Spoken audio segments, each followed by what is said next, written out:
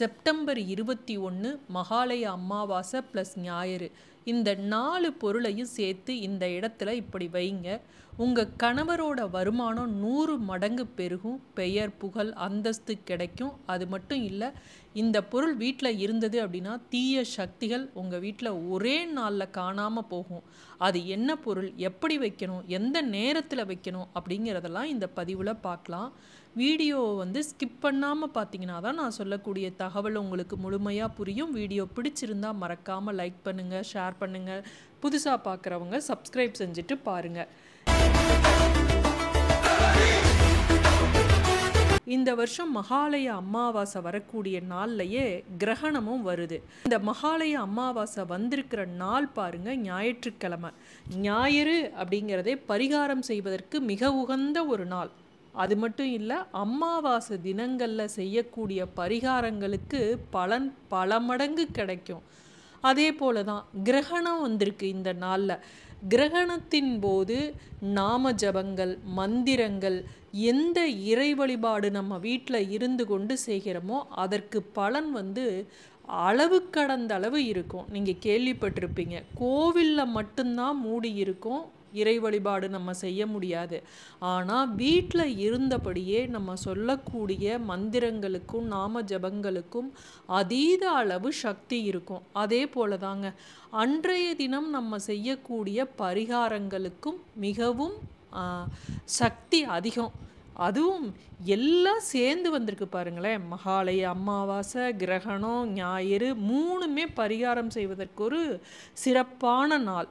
இந்த சூரிய கிரகணம் நம்ம நாட்டில் இல்லை, ஆனாலும் இதனுடைய சூதக காலம் நமக்கு பொருந்தாது. அப்படின்னாலும் இந்த உலகத்தில் எங்கோ ஒரு மூலையில் கிரகணம் நடந்தாலும் அந்த கிரகணத்தோட பாதிப்பு கிரகங்களின் வழியாக எல்லா உயிர்களுக்கும் சிறிது பாதிப்பை ஏற்படுத்தும். அது உண்மை.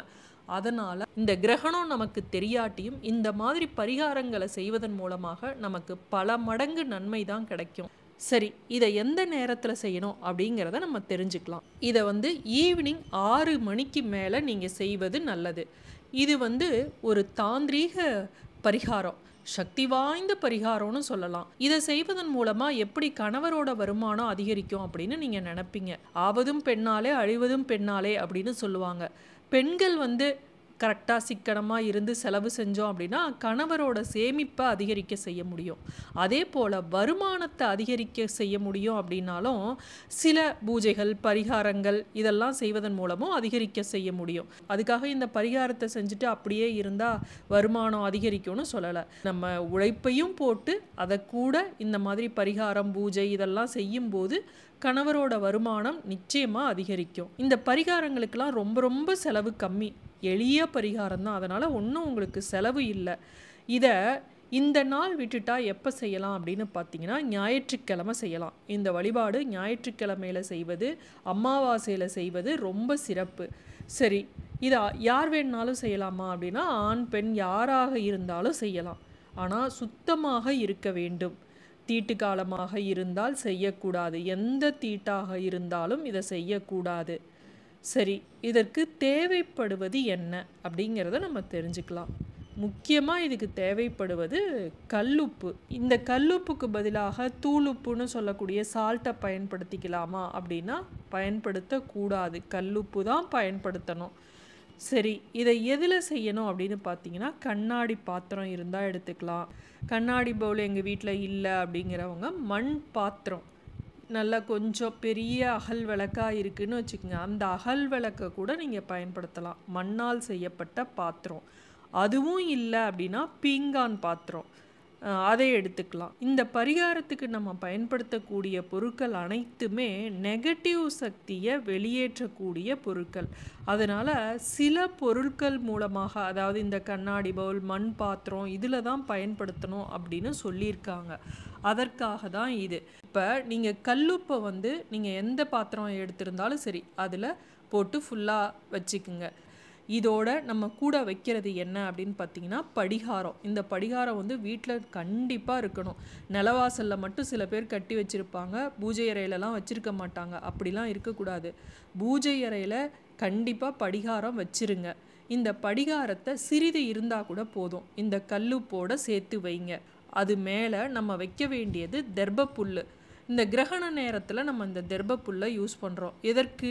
இப்போ யாகசாலையில் கும்பாபிஷேகம் நடக்கிற இடத்துலலாம் இந்த தெர்பப்புல்லை யூஸ் பண்ணுவாங்க. எதுக்குன்னு பார்த்தீங்கன்னா, தீய சக்திகள் அந்த இடத்த அணுகாமல் இருக்குவதற்காக, நெகட்டிவ் எனர்ஜியை வெளியேற்றி நல்ல பாசிட்டிவ் எனர்ஜியை, நேர்மறை சக்தியை, தெய்வ சக்தியை அதிகரிப்பதற்காக இந்த தெர்பப்புல்லை நம்ம பயன்படுத்துவோம். அதுபோல் இப்போ நம்ம இந்த பரிகாரத்துக்கு தெர்பப்புல்லை பயன்படுத்துகிறோம். நம்ம வீட்டில் உள்ள எதிர்மறை சக்தி போகிறதுக்கும் நல்ல ஒரு பாசிட்டிவ் எனர்ஜி கிடைப்பதற்காக இந்த தெர்பப்புல்லை பயன்படுத்துகிறோம். இந்த கல்லுப்போடு இந்த தெர்பப்புல்லை கொஞ்சம் ஒரு சின்ன இது இருந்தால் கூட போதும், அதை வச்சுக்குங்க. அடுத்தது கரித்துண்டு, அடுப்பு கறின்னு சொல்லுவோம்ல, அதுதான். இந்த அடுப்பு கறியை இதோட சேர்த்து வைக்கணும். இப்போ இந்த 4 பொருளையும் எங்கே வைக்கணும் அப்படிங்கிறது ரொம்ப முக்கியம். இந்த பரிகாரத்தை செய்கிறோம் அப்படின்னு உங்கள் அம்மா அப்பாவாக இருந்தாலும் சரி, மாமனார் மாமியாராக இருந்தாலும் சரி, உறவினர் யாராக இருந்தாலும் வெளியில் இருக்கிறவங்களுக்கு, ஃப்ரெண்ட்ஸுக்கு யாருக்கும் சொல்ல வேண்டாம். இது கண் பார்வையில் படும்படி வைக்கக்கூடாது. சில பரிகாரங்களை, இப்போ படிகாரத்தெல்லாம் வீட்டுக்கு வெளியே கட்டி வைக்கிறது மற்றவர்களுடைய கண் பார்வையில் படணும்னு நம்ம கட்டி வைப்போம். இந்த பச்சை மிளகாலாம் கட்டி வைப்போம். ஆனால் இது மற்றவர்கள் கண் பார்வையில் இல்லாத மாதிரி இருக்கணும். நீங்கள் யார்கிட்ட சொல்வதா இருந்தாலும், நீங்கள் வேண்டியது, நீங்கள் என்ன நினச்சி செய்கிறீங்களோ அதோட ரிசல்ட் கிடச்சிருச்சு, நல்லபடியாக நடந்து முடிஞ்சிருச்சு, நல்ல எனக்கு இப்போ ஒரு வீட்டில் வருமானம் அதிகரிக்குது, நல்ல ரிசல்ட் கிடைக்குது அப்படின்னு அப்புறம் மட்டும் நீங்கள் இதை வெளியில் சொல்லலாம். அது வரையும் யார்கிட்டையும் சொல்லாதீங்க. இந்த 4 பொருளும் சேர்த்து வைக்கிறதன் மூலமாக பல மடங்கு ஆற்றல் கிடைக்கும். அதுவும் இந்த மாதிரி மகாலய அமாவாசை, ஞாயிற்றுக்கிழமை, கிரகணம், இந்த 3ம் சேர்ந்து இருக்கக்கூடிய இந்த நாளில் நம்ம செய்கிறதுனால பல மடங்கு சக்தி நம்ம வீட்டில் வெளிப்படும். இதை எங்கே வைக்கணும் அப்படின்னு பார்த்தீங்கன்னா, உங்கள் கணவர் எங்கே படுப்பாரோ அந்த அறையில் மறைவான இடம், அந்த இடத்துல வைங்க. யார் கண்ணிலையும் படாத மாதிரி இருக்கணும், திறந்த வெளியில் இருக்கணும். இதை ஒரு மூடி போட்டு நான் மற்றவங்க கண்ணுக்கு தெரியாத மாதிரி மூடி வைக்கிறேன் அப்படின்னு செய்யக்கூடாது.